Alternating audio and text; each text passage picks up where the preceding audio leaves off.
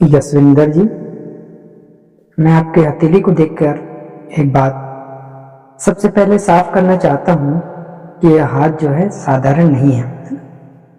इसमें धैर्य है, इसमें संघर्ष है और उसमें वो शक्ति है जो चुपचाप जीवन जीने का नक्शा बदल देती है।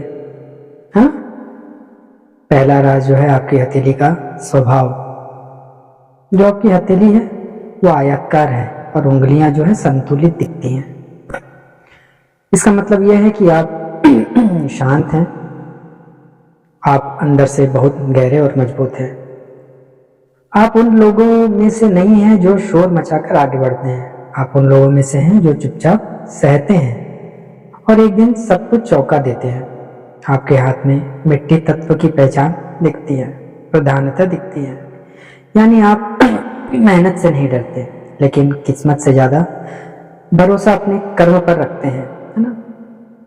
जो आपकी हृदय रेखा है, जिसे दिल की बात कहने के लिए भी जाना जाता है, तो थोड़ा सा ध्यान से सुनिए। जो आपकी हृदय रेखा सीधी है, यह रेखा बताती है कि आपने जीवन में दिल से ज्यादा दिमाग से रिश्ते निभाए हैं, है ना। आप जल्दी किसी को अपनाते नहीं हैं, लेकिन जब अपनाते हैं तो पूरी जिंदगी के लिए ही अपना लेते हैं। आपने अपने जीवन में एक ऐसा दौर जरूर देखा होगा जहां आपने बहुत दिया है लेकिन बदले में उतना नहीं मिला है ना। यही वजह है कि अब आप हर किस्मत पर भरोसा नहीं करते, हर किसी पर भरोसा नहीं करते। हर एक की किस्मत, आपकी किस्मत जो है वो बहुत लो फॉर्म पे चली गई है। आपका दिल आज भी साफ है, लेकिन अब उस पर ताला लगा हुआ है, और यही आपकी सबसे बड़ी ताकत भी है।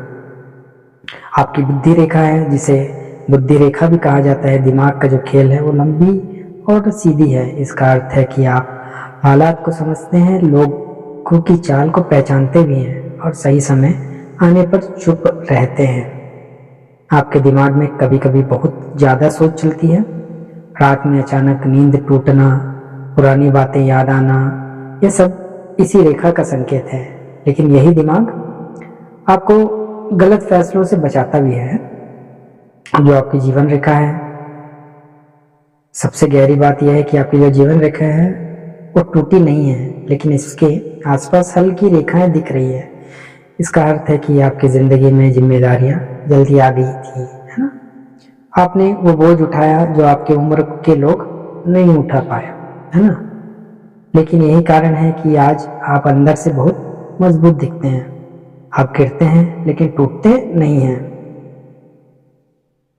जो आपकी भाग्य रेखा है, बहुत कम लोग समझ पाते हैं कि अब वो राज क्या है। आपकी भाग्य रेखा बहुत हल्की दिखती है। इसका मतलब यह है कि आपकी किस्मत शोर मचाकर नहीं आती। आपको जो भी मिलता है वो मेहनत, सब्र और समय के बाद ही मिलता है। लेकिन याद रखिए, देर से मिलने वाली सफलता सबसे मजबूत होती है। आपका असली उठाव जीवन के मध्य भाग के बाद दिखाई देता है ना। आपके हाथ में दिखावे वाला प्रेम नहीं है। आपको चाहिए सुरक्षा, भरोसा और स्थिरता वाला प्यार, है ना। आपके जीवन में एक रिश्ता ऐसा आएगा जो पहले के अनुभव से बिल्कुल अलग होगा। जो रिश्ता आपको बदलेगा, आपको फिर से भरोसा करना सिखाएगा।